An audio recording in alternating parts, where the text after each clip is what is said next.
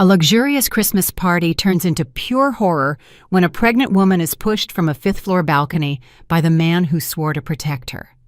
Everyone believes it's over. Everyone believes she is gone. But fate has other plans, because she doesn't hit the pavement. She lands on the one car that could save her, and that car belongs to the ex-millionaire who still loves her. What follows is a storm of truth, power, and consequences that will shatter lives and expose every lie Malcolm tried to hide. And believe me, you won't believe what happens when the truth finally walks through the penthouse door. Welcome to Voices of Auntie May. I share new life stories here every day, and I'd really appreciate it if you hit subscribe and liked my video. Now, let's jump back into my story. I'm sure you'll love it if you keep listening till the end. Snow was falling slowly through the cold December air, glittering under the golden lights of the Vance penthouse. The five-story residence towered over the Manhattan skyline like a glass cathedral, filled with the sounds of a Christmas jazz quartet and the gentle clinking of champagne flutes. Guests, dressed in velvet gowns and tailored tuxedos, moved from room to room as servers carried silver trays decorated with ornaments and pine sprigs. Everything looked perfect. Everything looked expensive. Everything looked curated to reflect the image of success projected by Malcolm Vance. Imani Harper stood quietly near the balcony doors, a hand resting on her 6-month pregnant belly. The noise inside the penthouse was starting to drown out her thoughts, and for a moment, all she wanted was air, real air that didn't smell like expensive cologne or artificial cinnamon diffusers. She pushed the door open and stepped outside. The balcony wrapped around the building, framed by glass railings that revealed the city sparkling below. Snowflakes drifted onto her lashes, melting into cold drops that strangely soothed her. She tightened the shawl around her shoulders and took a deep breath. Her heart rate settled down for the first time all night. She felt like she could hear herself think. Behind her, the music grew fainter.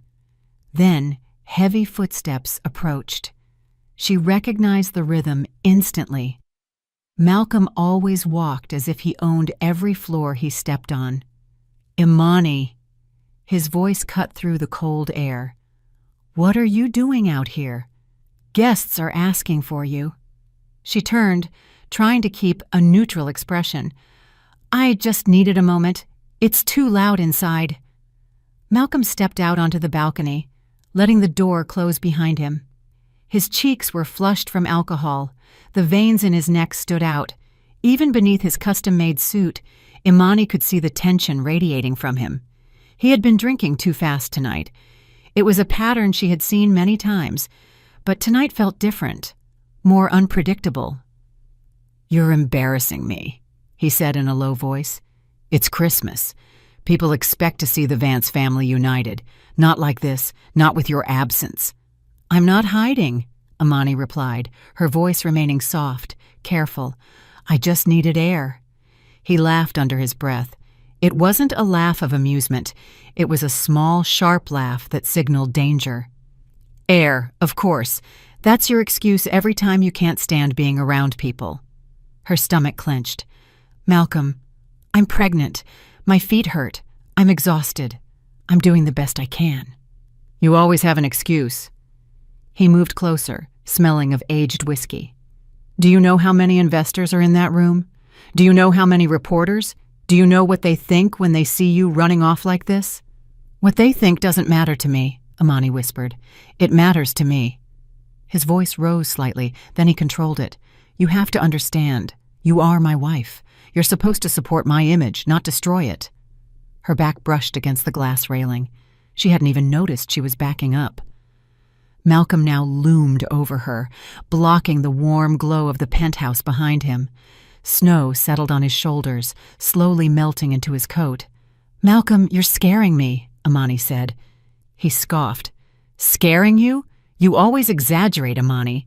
You just had to smile, hold my arm, and act like you belong here. But you disappear. You look miserable. People notice it. They talk. They think something is wrong with our marriage while I'm trying to close the deal on Windsor?" Imani's pulse quickened. "I'm not trying to ruin anything." "You ruin everything without even trying." His eyes dropped to her stomach. "Just look at you." "Malcolm, please, let me go back inside. We can talk when you calm down." That word stopped him. "Calm down," he repeated softly. "You think I'm not calm?" She swallowed, her hands trembling. "Please, for the baby, I'm begging you." Something in Malcolm's expression shifted. The tension in his face became more dangerous, more definite. "You always make me the villain," he whispered.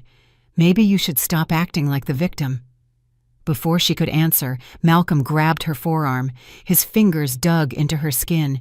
Imani gasped and tried to pull away. He stepped forward, pushing her closer to the railing. "Malcolm, stop! You're hurting me!" He didn't stop. He shoved her. It happened in a single instant, a violent movement that shifted her weight backward. Imani's heel slipped on a patch of snow. Her body tilted.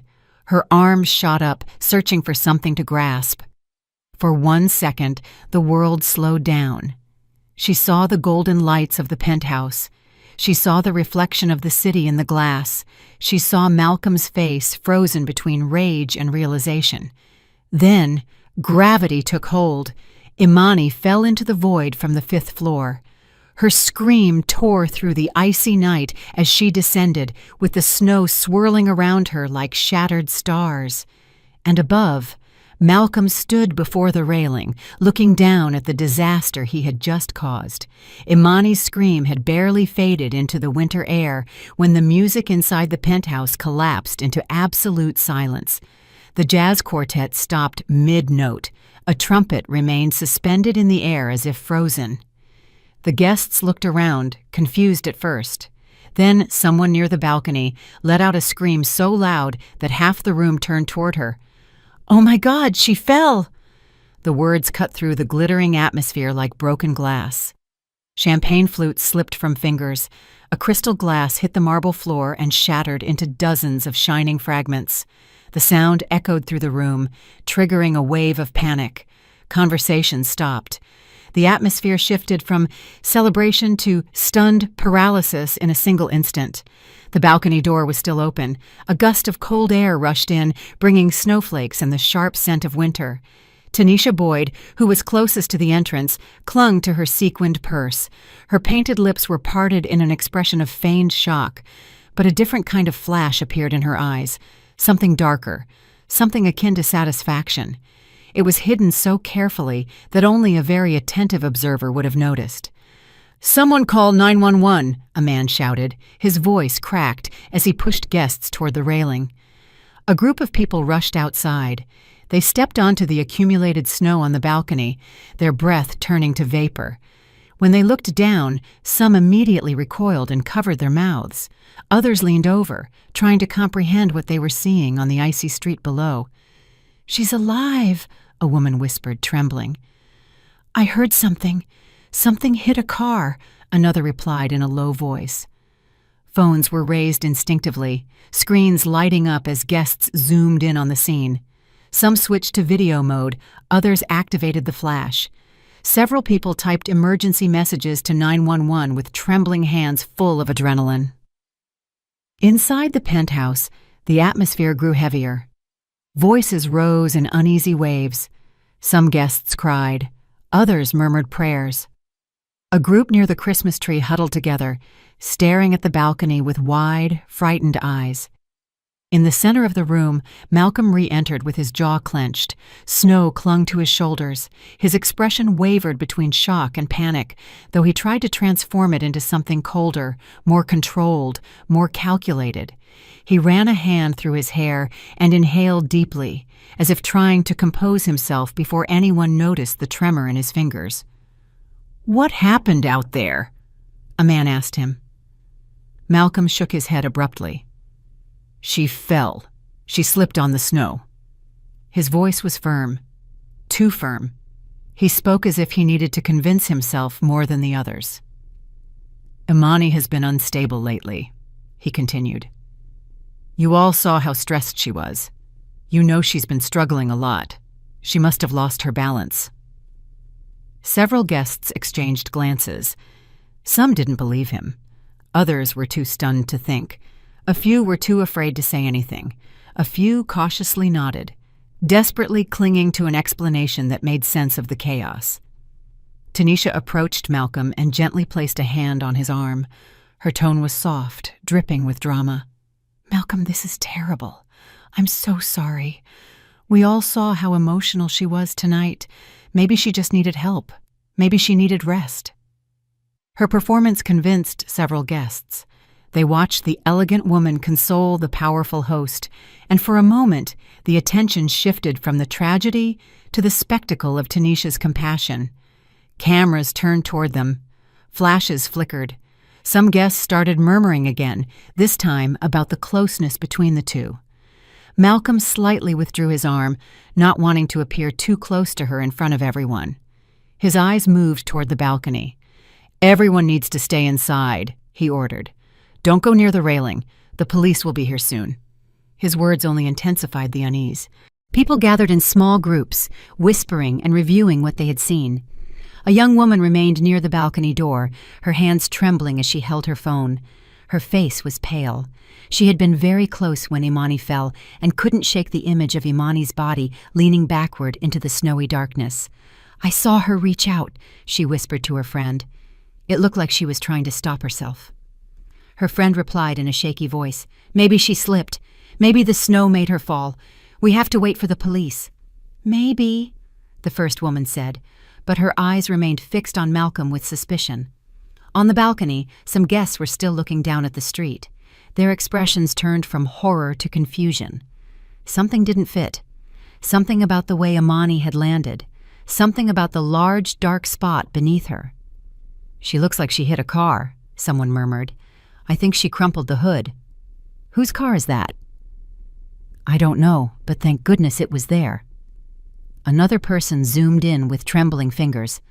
"I think I see movement. She might be alive." A collective gasp went through the balcony. The hope that Imani had survived spread like an electric shock. The possibility that she was still breathing added a new level of tension to the already chaotic atmosphere. Some guests rushed back inside to deliver the news, but instead of relief, they caused even more confusion. The idea that Imani had survived meant questions were coming. Many questions, statements, police interviews, video requests. Everyone understood the implications, and Malcolm looked terrified. He swallowed. His face lost color for an instant before he recomposed himself. He placed a hand on the back of a chair to control his breathing. His eyes sought Tanisha. She watched him intently, and her smile faded as she noticed his panic. Malcolm whispered, "What if she really is alive?" He didn't wait for a response because the truth hit him harder than the freezing wind. If Imani survived, everything he planned to say would collapse. Outside, sirens wailed in the distance, growing closer until they blended with the anguished silence of the guests inside the penthouse. And everyone understood that the night had only just begun. The sirens hadn't reached the building yet when Malcolm moved deeper into the penthouse, away from the balcony, as if distance could erase the truth of what he had just done.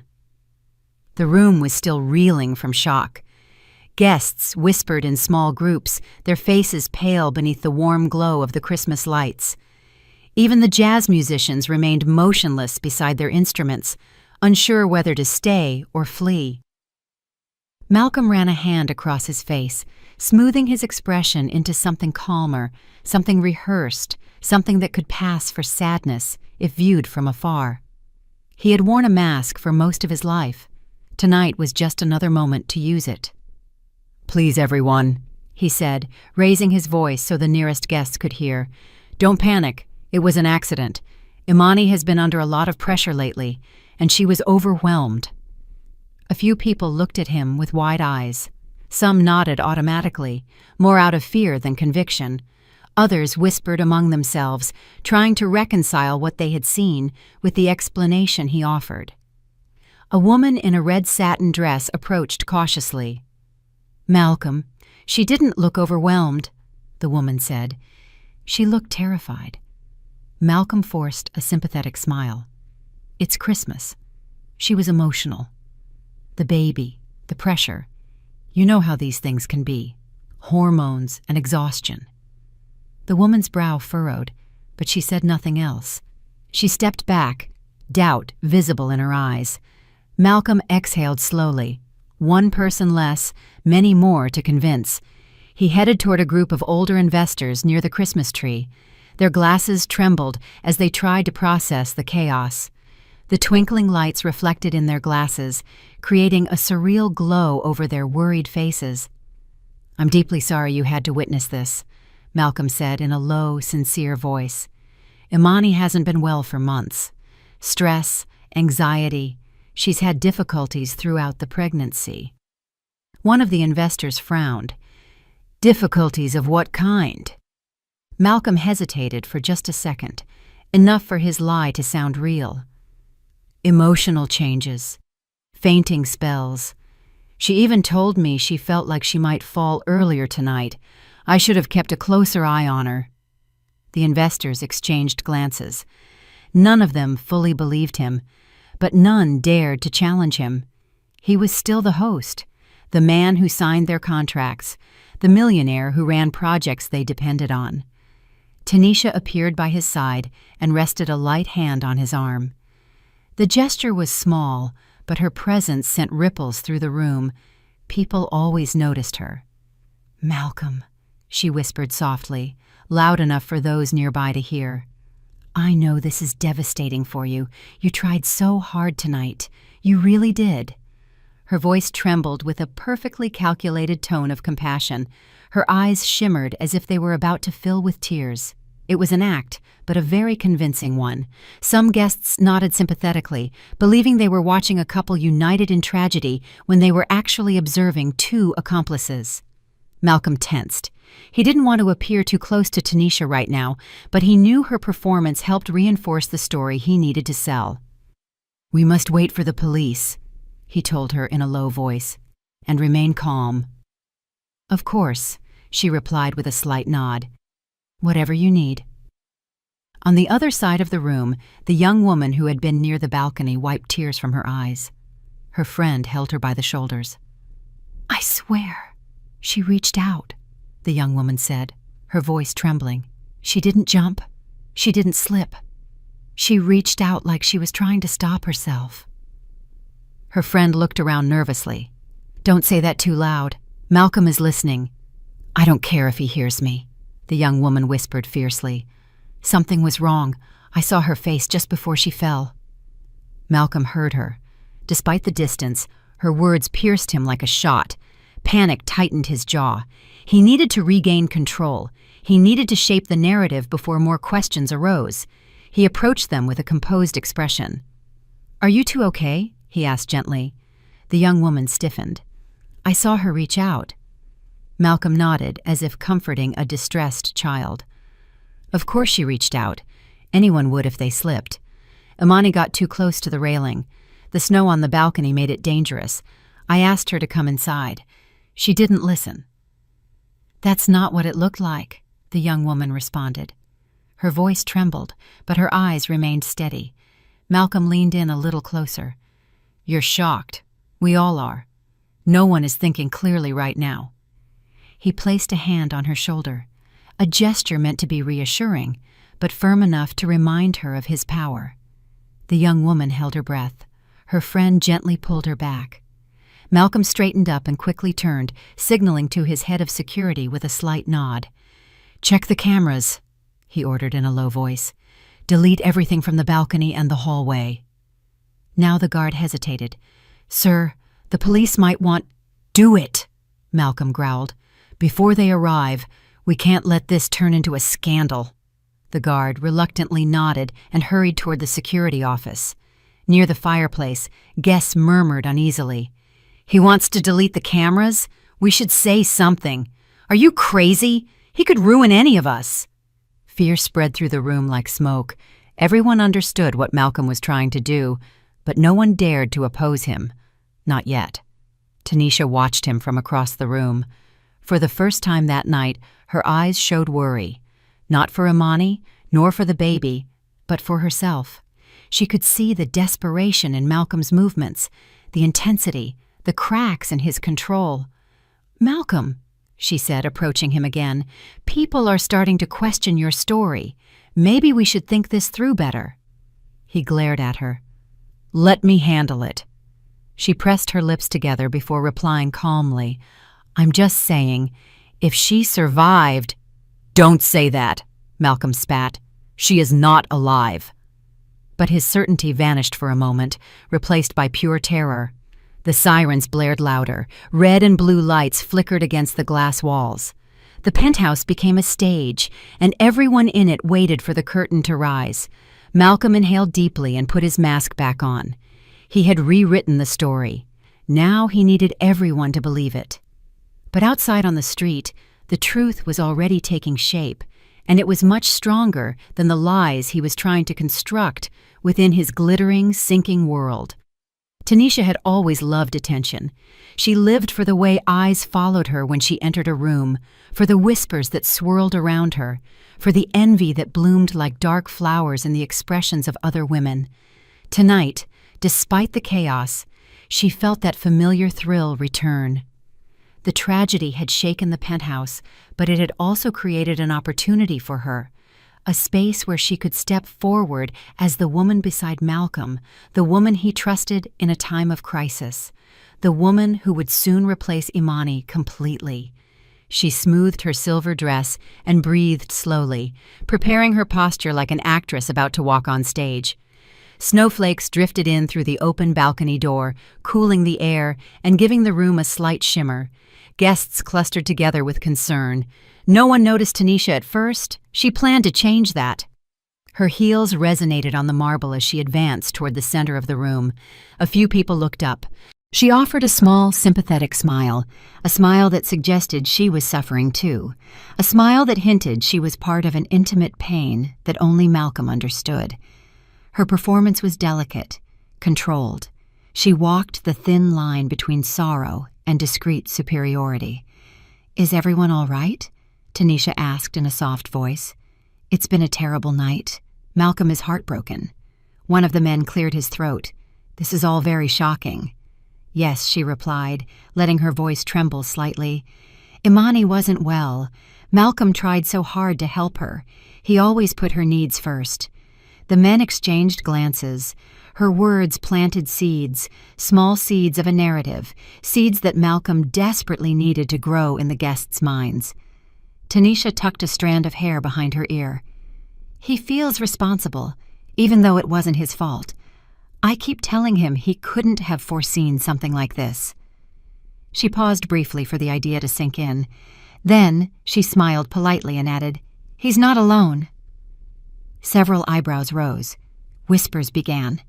Exactly what she wanted.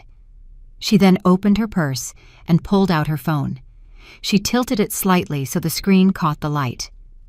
On it was a photo of her and Malcolm, very close, his hand on her waist, their faces near, smiling with an intimate nuance. She didn't directly show the photo, she just left it visible long enough for a woman next to her to notice. The woman's eyes widened. "You and Malcolm are—" Tanisha offered a modest smile. "It's not official. Not yet." "Not yet?"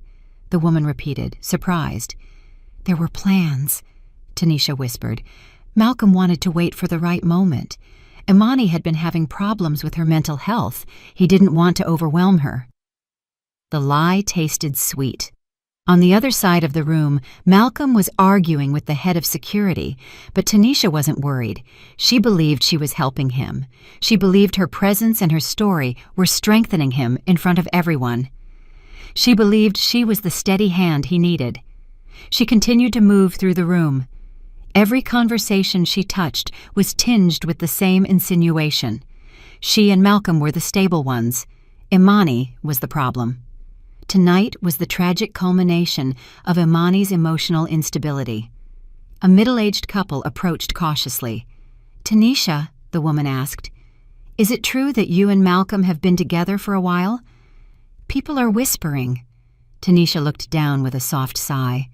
She allowed her expression to become vulnerable. "We never wanted it to happen this way. Malcolm tried to keep everything as respectful as possible for Imani, but sometimes life is complicated.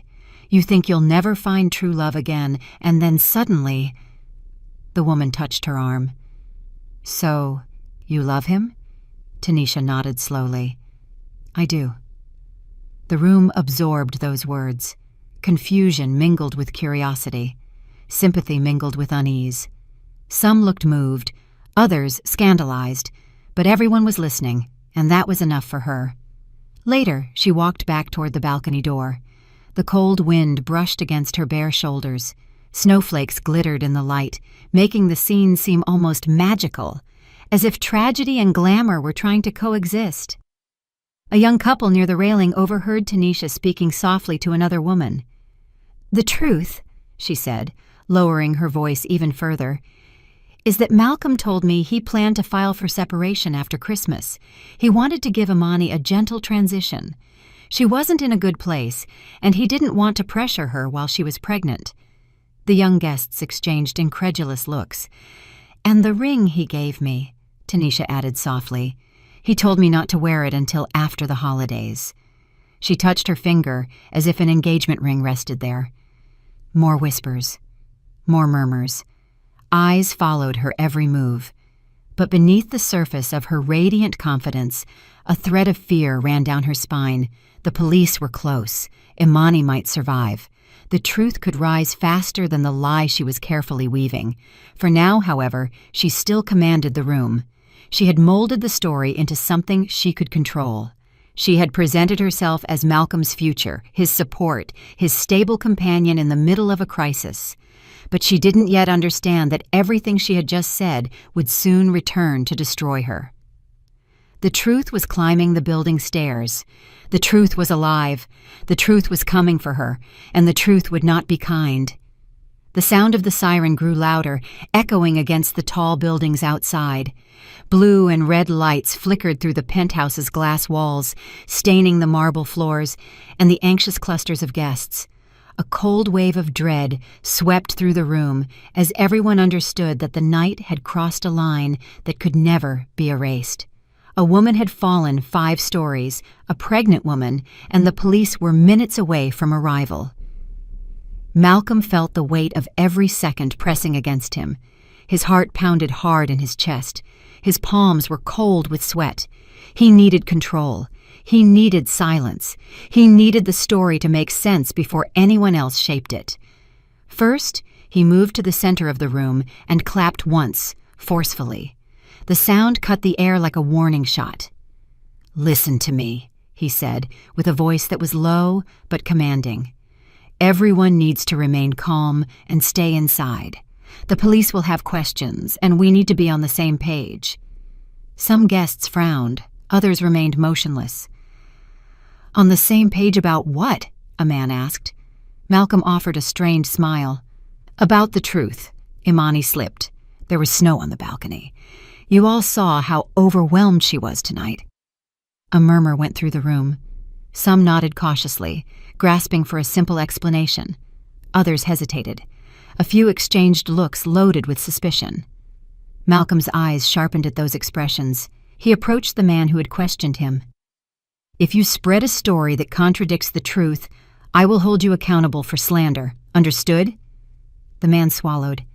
"I didn't mean anything. I just thought—" "You don't think," Malcolm interrupted him. "That's why I'm telling you now." The room tensed. Fear spread like smoke. Tanisha stood behind Malcolm, her face carefully molded into a mask of concern. Her eyes darted nervously among the guests. She could feel the shift in the atmosphere, the growing distrust. Malcolm felt it too, and it made him reckless. He raised his voice again. "Every person in this penthouse is a witness to tonight, and everyone has a reputation to protect. If a false narrative is spread, if someone insinuates there was negligence or anything more, your names will be linked to it. I will personally make sure of that." The threat hung heavy over the room. A woman near the bar whispered, "He's threatening everyone." Her husband grabbed her wrist and murmured, "Not now, don't draw attention." Malcolm heard the whisper. His jaw tightened. "This is not a threat. It's common sense. There are cameras in the lobby. This will be a media spectacle. If you want your faces on the news for lying about a tragic accident, go ahead. But if you respect yourselves, keep silent and wait for the facts." He pronounced the word facts with calculated emphasis, as if his version was the only possible truth. The head of security approached urgently. "Sir, the police are at the main entrance." "Don't let them up," Malcolm ordered. "Tell them I'll go down to speak with them." The guard hesitated. "They said it's urgent. She might still be alive." The room reacted instantly. A few people brought their hands to their mouths. Tanisha held on to the back of a chair. Several guests exchanged alarmed glances. The possibility that Imani had survived changed everything. Malcolm felt his blood freeze. "She's alive," the guard repeated softly. "They are trying to stabilize her." Malcolm stared at him, unable to respond for a second. His heart hammered harder. Panic rose inside him like a tide. If Imani survived, she could talk. She could accuse him. She could destroy him. He turned toward the crowd, trying to appear stable. "Everyone remain calm. This changes nothing. Imani probably fell onto something that cushioned the fall. Nothing more." But the guests no longer looked at him with uncertain sympathy. They looked at him with suspicion, with doubt, with the sense that the story he had told was not the whole truth. Malcolm instantly perceived the change. He took a step forward and raised his voice. "I want to make this clear. If anyone speaks to the police before I explain the situation, I will take legal action. I will personally make sure to trace every lie back to its source." A man near the windows confronted him, his voice trembling with anger. "Why are you trying to control what people say? If it was really an accident, what does it matter who speaks first?" Malcolm's eyes flashed with fury. "Because people panic, people distort, and some of you don't even know what you saw." A woman stepped forward. "I saw her reach out. That didn't look like a slip." The room fell silent. All eyes turned to her. Malcolm approached slowly with a thin, dangerous smile. "You're distraught," he said in a soft voice. "I understand, but you will not repeat that to the police. It is inaccurate and dangerous." "What's dangerous is you telling us what we can or cannot say," she responded, her voice trembling but firm. Malcolm leaned in slightly. "Don't tempt me, ma'am." Several guests flinched. Tanisha looked away, pretending not to have heard. Malcolm straightened up and spoke to the entire room. "I built my reputation from the ground up. I've funded half the charities in this city. I've invested in some of your companies, and I'm telling you now, if anyone invents stories that harm me or my family, you will regret it." Some people took a step back. Others lowered their gaze. Fear descended upon the room like a heavy curtain. The head of security returned. "Sir, the police insist. They are already coming up." Malcolm clenched his fists. "Fine, but no one says a word until I explain the truth." He looked around, examining every face in the penthouse. He saw fear, he saw doubt, and for the first time that night, he saw something else. People were beginning to slip from his control. Outside, the police were seconds away from knocking on the penthouse door, and Malcolm's world was beginning to crack. The elevator gave a faint chime, and all conversations inside the penthouse crumbled into a terrified silence. The polished steel doors slid open, revealing 2 police officers, a paramedic, and the building manager.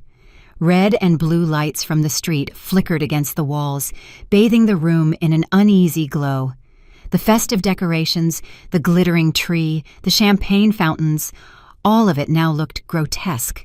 Christmas cheer had become a backdrop for catastrophe. Malcolm inhaled deeply and took a step forward as if welcoming honored guests. He straightened his jacket and forced a calm smile, though the tension in his jaw betrayed him. "Officers," he said courteously, "thank you for coming. It was a terrible accident. I can explain everything." The lead officer, a tall woman with penetrating eyes, raised a hand. "We'll speak with you in a moment. Right now, we need to confirm information about the victim. I understand she is your wife." Malcolm nodded with a rehearsed look of pain. "Yes, Imani slipped." Before he could add anything else, the paramedic stepped forward with a clipboard in his hand. His face was pale, but his voice remained steady. "Sir, your wife is alive." The words exploded in the room. A murmur of shock swept through the penthouse. A champagne glass fell from a hand and shattered against the marble. Tanisha's knees buckled. She held onto the edge of a table to keep from falling. Her eyes widened in horror, as if she had been told a ghost had crawled out of the snow. Malcolm felt the world tilt. His stomach dropped. His breath froze in his chest. Alive. Alive. The word repeated in his mind like a hammer blow. He managed to murmur, "Alive? Are you sure?" The paramedic nodded. She fell onto the hood of a vehicle. The impact was severe, but not fatal. Someone called 911 immediately. A man near the window muttered, "That car saved her." Another asked, "Whose car was it?" Before anyone could answer, the paramedic continued speaking. She regained consciousness for a few moments. She was able to speak. She said someone pushed her. The room erupted. There were gasps, hands covering mouths, guests backing away from Malcolm as if he were fire. Malcolm vehemently denied it. "She's confused. She must be confused. She slipped. I told her to come inside." The officer moved a little closer. "You said she slipped, but we haven't finished collecting statements. Several guests reported seeing something different." Malcolm's face tensed. "What guests? What did they see?" The officer's eyes swept over the crowd behind him. Some people lowered their gaze. Others watched him with open fear. A few looked ready to speak. Tanisha tried to regain control. She walked toward Malcolm, gently taking his arm, and spoke in a soft voice full of false sadness. "Imani was very emotional. You have to understand. She's been suffering. Malcolm did everything he could to help her." A woman near the balcony responded forcefully. "Stop lying! You were bragging 10 minutes ago that you were seeing him." The room froze. Tanisha's cheeks flushed. She immediately turned, and her mask of false sorrow cracked. "That's not true. I never said that." "Yes, you did," another guest replied. "We all heard you. You showed pictures of you and Malcolm. You said you had plans. You said he was going to file for separation." Tanisha's hands trembled. She took a step back. Her performance collapsed. The officers observed every detail. Malcolm's fury erupted. "Everyone calm down. You're twisting things. None of this helps Imani." But no one was listening to him. The story he had tried to build was crumbling before his eyes. The officer addressed the guests. "Anyone who saw or heard anything relevant, we will speak with you privately." Malcolm shouted, "They don't know anything. Half of these people are drunk." The officer stared him down. "You are attempting to influence witnesses." The air was tight. The atmosphere closed like a rope around everyone's neck. Malcolm quickly denied it. "No, I'm trying to protect my wife." "That is our job," the officer replied. He opened his mouth to speak, but the building manager stepped forward with his phone raised. "Officer, the security system saved a backup copy of the lobby and exterior cameras. Someone tried to delete the balcony video, but they weren't successful. It's still recoverable." Malcolm froze. Every muscle in his body petrified. The guests gasped in horror. Tanisha covered her mouth. The officer looked back at Malcolm. "Who ordered the video to be deleted?" Malcolm looked at the crowd, then at Tanisha, then at the officer. He said nothing. Silence fell over the room like a layer of frost. The paramedic continued speaking, unaware of the emotional chaos he had unleashed. "Your wife is being transported to Mercy General. She asked for someone named Quentin." The room exploded. "What? Who is Quentin?" "She meant Quentin Rhodes, the former tech billionaire." All eyes fixed on Malcolm. The blood drained from his face. The officer raised her eyebrows. "Quentin Rhodes is involved in this?" Malcolm's lips moved, searching for words, but shock stole his voice. The manager added quietly, "The car she fell on is registered in his name." The room erupted again. Guests murmured, gasped, and backed away from Malcolm as if the truth were radioactive. Tanisha denied it desperately. No, this isn't possible. Why would she call him? Why would she say his name?" A guest muttered, "Maybe he was the one who really loved her." The officer firmly raised her hand, ending the chaos. "We need to speak with everyone. No one is allowed to leave the penthouse." Malcolm felt the floor tilt beneath his feet. His lies, his threats, his image, his control, everything he had tried to hold on to was dissolving like melting snow between his fingers. And somewhere in the city, Imani was alive, talking, asking for her ex-billionaire. The humiliation was just beginning. The inside of the ambulance glowed with bright fluorescent lights that flickered every time the wheels hit a bump in the snowy road. The siren outside wailed in the night, echoing against the dark buildings and deserted sidewalks. Inside, Imani lay strapped to the gurney, her body bruised and trembling, but alive. Her breaths came in small waves. Her eyelids fluttered with every twinge of pain. A paramedic stood beside her, checking her vital signs with calm efficiency. The constant beeping of the monitor filled the cramped space. Another paramedic pressed a gauze pad against a cut on her forehead, speaking softly to keep her conscious. "Stay with us, Imani. You're doing great. Your baby is strong. Just focus on breathing." Imani tried to respond, but her voice broke into silence. Her throat was burning. Her chest was tight. The memory of the fall replayed over and over in her mind. The freezing air against her face, the world spinning, the sound of her own scream tearing the night, and above all, the last image she saw before everything went black. Malcolm standing at the railing, his face twisted in anger, his hand still extended. He pushed me. The certainty struck her again, raw and overwhelming, her vision blurred with tears. "Imani," the paramedic said, leaning over her. "Can you hear me? Squeeze my hand if you can." She lifted her fingers with effort. The paramedic nodded. "Good. You're safe now. We'll be at the hospital soon." Safe.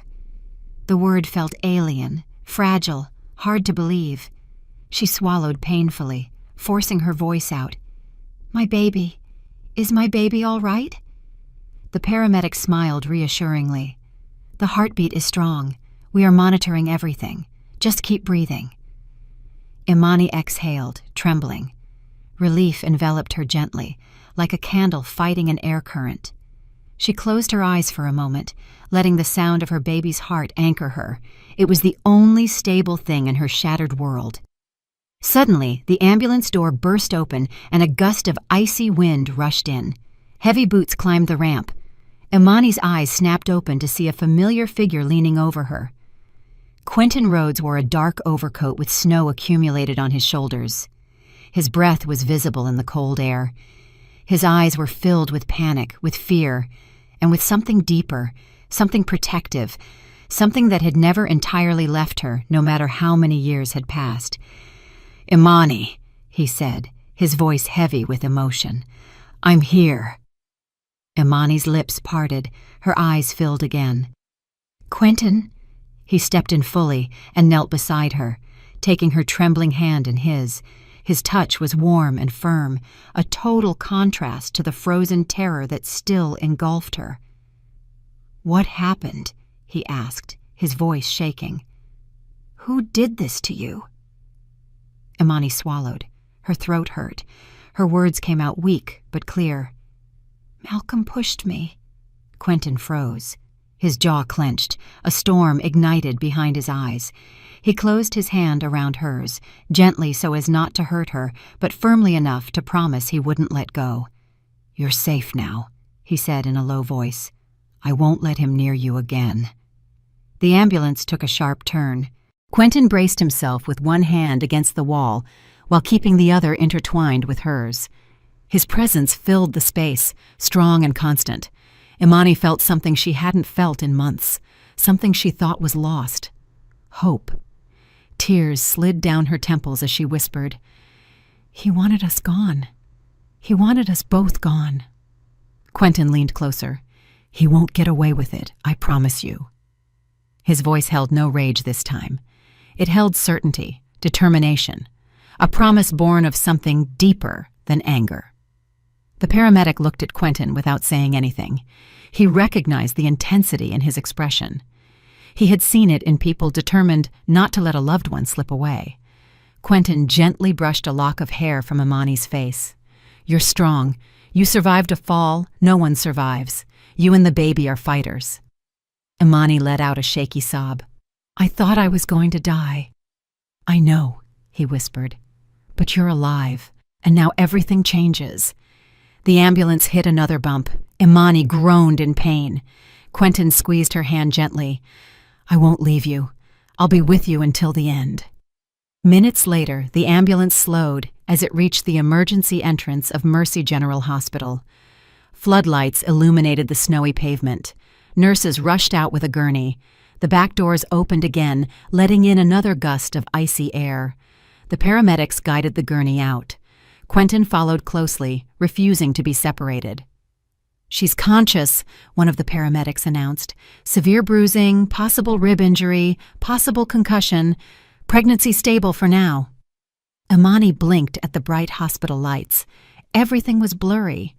Her vision came and went. She clung to Quentin's voice as he walked beside her. "You're going to be okay. I'm here." Inside the emergency room, doctors surrounded her. Machines beeped. Orders were barked. Her gurney passed between curtains and bright monitors. Quentin stayed by her side until a nurse stopped him. "Sir, we need space. You can wait outside."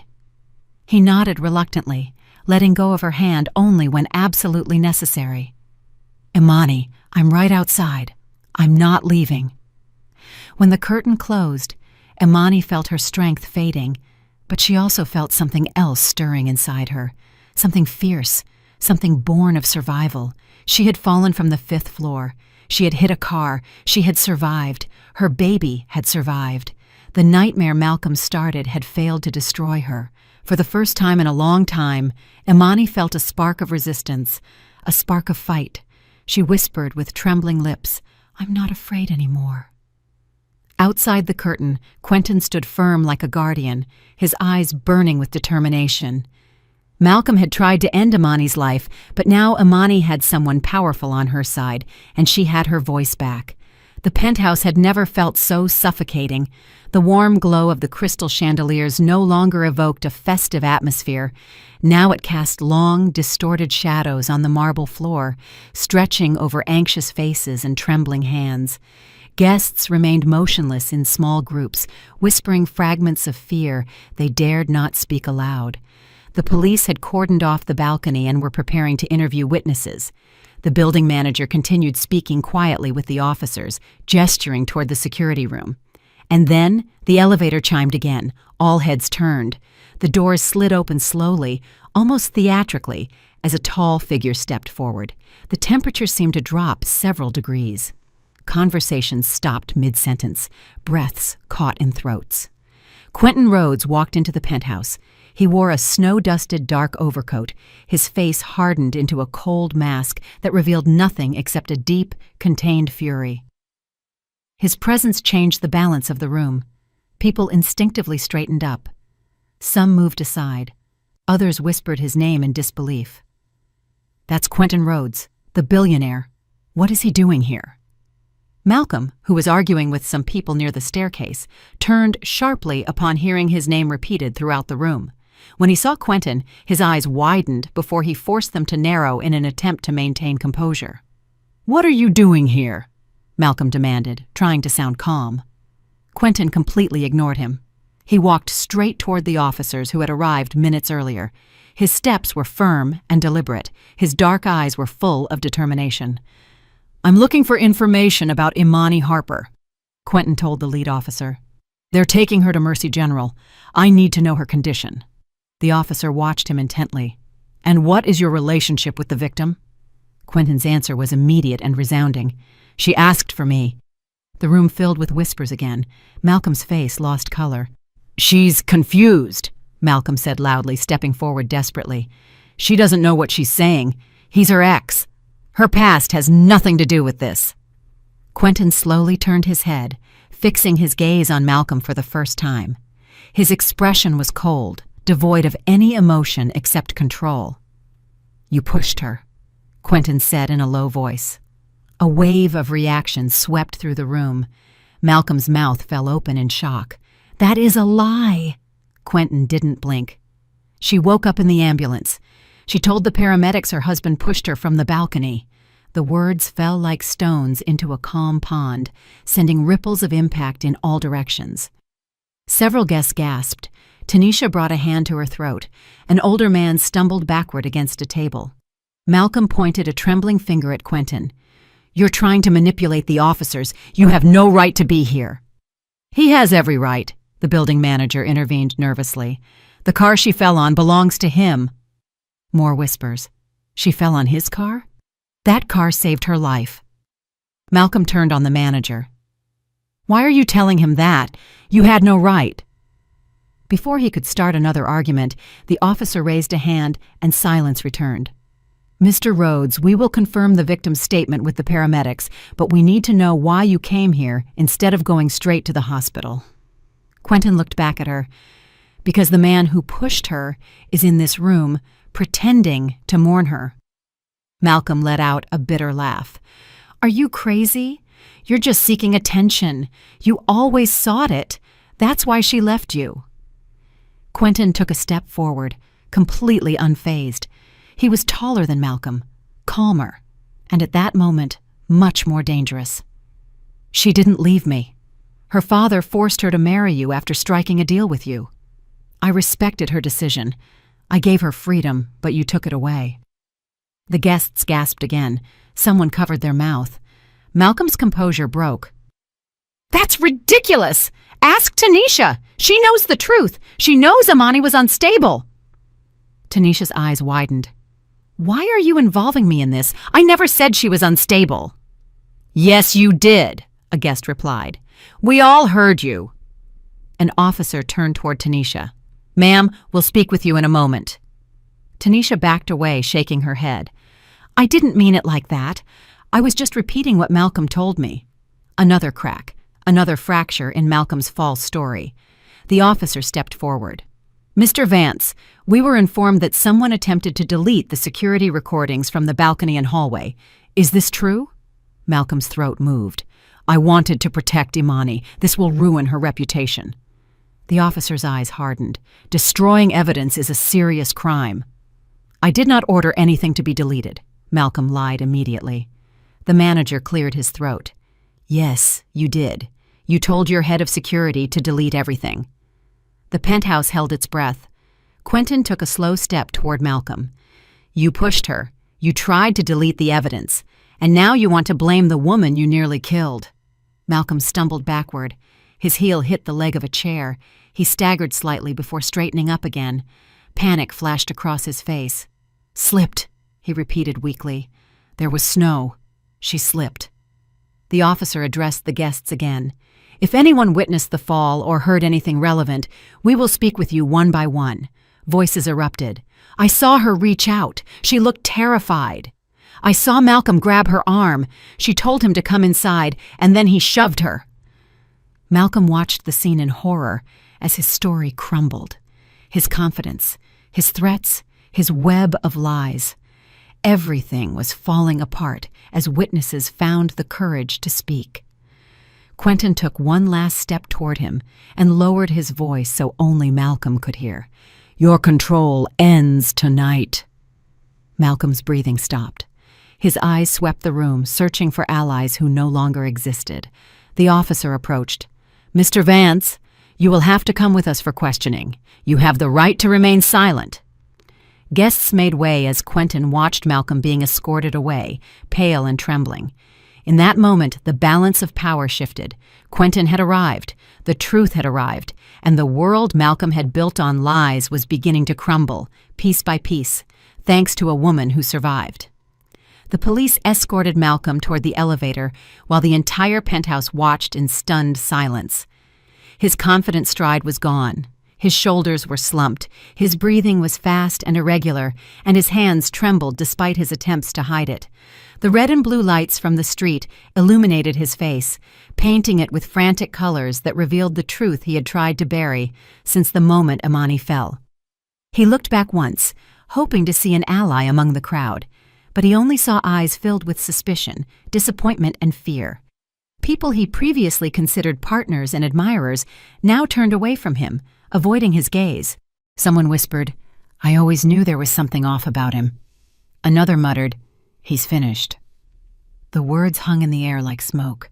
Tanisha stood motionless near the bar, trembling so hard that her bracelet clinked against the glass she held. She looked at Malcolm with a mixture of shock and terror. Minutes earlier, she had envisioned a future with him, full of wealth, status, and influence. Now she only saw a man accused of a violent crime, a man whose world was collapsing so fast she could almost hear the seams ripping. When the elevator doors closed on Malcolm, the penthouse erupted into chaos. Officers spread through the room, organizing witnesses into lines for questioning. Phones vibrated, guests whispered with frantic excitement. A reporter invited to cover the party discreetly sent messages to her editor. The scandal was already growing, racing out into the world faster than anyone could stop it. Downstairs, Malcolm was placed in the back of a patrol car. His breath fogged the windows as he looked out at the snowy streets. Police radios crackled with updates. The officer in the passenger seat spoke into the microphone. "Suspect is in custody, transporting for interrogation." Suspect. The word echoed in Malcolm's mind. He had been called many things in his life: entrepreneur, millionaire, visionary, but never suspect, never criminal, never monster. And now every label that defined his life was dissolving like melting ice between his fingers. He clenched his jaw. "I didn't push her," he murmured. "She slipped. She slipped." But the image of Imani reaching out returned to his mind. The shock in her eyes, the fear, and then the fall. The agent driving looked at him in the rearview mirror. "You'll have a chance to tell your side, but if the security video shows what we believe it shows, you're in serious trouble." Trial! The word pierced Malcolm like a blade. Trial meant lawyers, reporters, jury selection, and more recordings. Trial meant everything he had built could be destroyed publicly. Trial meant Imani would have a platform to tell her truth, and that terrified him more than anything else, because Imani was alive, and she remembered. Elsewhere in the city, reporters gathered outside Mercy General Hospital. Cameras flashed, microphones were raised, headlines were prepared. The fall hadn't destroyed Imani, but it had destroyed Malcolm, and the world was just beginning to watch him fall too. The morning light slowly streamed through the windows of Mercy General Hospital, replacing the cold blue darkness with a warm golden glow. It was the first peaceful light Imani had seen in months. The first light that didn't feel like a spotlight pointed at her every mistake. The first light that felt like hope instead of fear. She lay propped up on a pile of pillows, wrapped in a warm blanket, breathing gently as the steady heartbeat of her baby resonated from the monitor beside her. Her body ached in places she didn't know could ache. Her ribs throbbed when she inhaled too deeply. Her arms were covered in bruises. Her forehead bore a delicate cut. But she was alive. Her son was alive. That alone felt like a miracle. Outside her room, reporters waited behind police tape. Volunteer nurses whispered her name with admiration. Social workers passed by to offer aid and resources to protect her. Officers guarded the hallway. Everything around her had changed from danger to safety, from chaos to order, from isolation to support. Quentin stood by the window, his silhouette outlined by the sunlight. He wore a simple sweater and jeans, a stark contrast to the formal coat of the previous night. His eyes were tired, but they held the same firm intensity that had sustained him through the worst night of her life. When he turned to her, his expression softened. "You look better," he said in a low voice. Imani smiled faintly. "A little. The doctor said we were lucky." Quentin approached her bed and sat in the chair beside her. "I'm not leaving until you tell me to." "Thank you," she whispered, "for being there." He shook his head. "You shouldn't have had to call me. You should have been safe with the man you married." "I was never safe with him," she whispered. "I know," he replied, wiping a tear from her cheek. "But you are safe now. The police have everything they need. The recordings, the witnesses, the security logs. He won't be able to lie this time." She nodded slowly. "I know. I heard the officers a while ago. They said they're charging him with attempted murder." "That's right," Quentin confirmed. And they're interrogating Tanisha, too. She knew more than she admitted. She'll have to face her own consequences. Imani exhaled deeply. The weight she had carried for so long began to slide off her, piece by piece. For the first time, she could imagine a life without Malcolm's voice in her ear, without his anger, without his control, without the constant fear of disappointing or provoking him. A nurse entered with a warm smile. "Good morning, Imani. Your vitals are strong. Your baby is stable." "Thank you." Imani felt grateful. The nurse left the room. Home. The word hung in her mind, but the penthouse was not a home. Life with Malcolm was not a home. She needed something new, a place where fear couldn't reach her, a place where she could breathe again. Quentin noticed her hesitation. "You can stay with me," he said in a low voice. "Not forever, not unless you want to, but until you decide where you want to go, you can stay at my place. It's secure, private, and no one will touch you." Imani looked at him with tired, grateful eyes. "I would like that." The door opened again, this time revealing a police officer. She approached Imani's bed with a respectful nod. "Imani, I wanted to inform you that Malcolm Vance was denied bail. He will remain in custody as we proceed with the charges. We will coordinate protective measures with you. You won't have to face this alone." Imani let out a sigh she didn't know she was holding. "Thank you." "We also recommend a restraining order, although in this case it's just a formality. He won't be near you ever again." The officer softened her tone. "You are very strong. What happened to you was not your fault." Imani nodded as emotion swelled in her chest. "Thank you for saying that."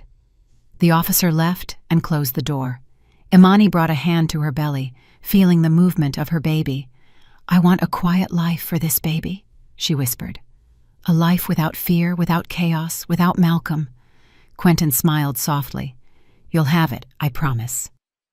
The room was enveloped in a comforting silence as the sunlight warmed the white sheets. Imani felt a calm she hadn't felt in years. She was no longer the woman who walked into a penthouse with a fake smile and trembling hands. She was no longer the wife trying to fix a man who only wanted to break her. She was no longer the woman pleading to be heard on a balcony. She was a survivor, stronger than she ever imagined, and now she held her future in her hands. Hours later, when she was discharged, Quentin pushed her in a wheelchair through the lobby. Reporters tried to rush toward her, but officers kept them at bay. Cameras flashed, but Imani kept her gaze forward. She wouldn't hide anymore, but she also wouldn't let their noise destroy her peace. Outside, the snow was falling gently. The world seemed clean and new. Imani inhaled the cold air and felt the promise of a different life settling in her heart. As Quentin guided her toward his car, she whispered, "This is the beginning, isn't it?" He looked at her with warmth and certainty. "Yes, this is your beginning." She took his hand, stepped into her new life, and for the first time in a long time, Imani felt free. "I'm really glad you're here, and that I could share my story with you. If you liked it, show me by liking the video and subscribing to my channel. Let's see how many of us there are. Write in the comments which city you're watching from and what time it is. I'm so curious to know where all you wonderful people are tuning in from. If you want to support me a little extra, you can also send a small donation. I share new life stories for you every single day. And now, 2 of my most popular stories will pop up on the screen so you can choose what to watch next.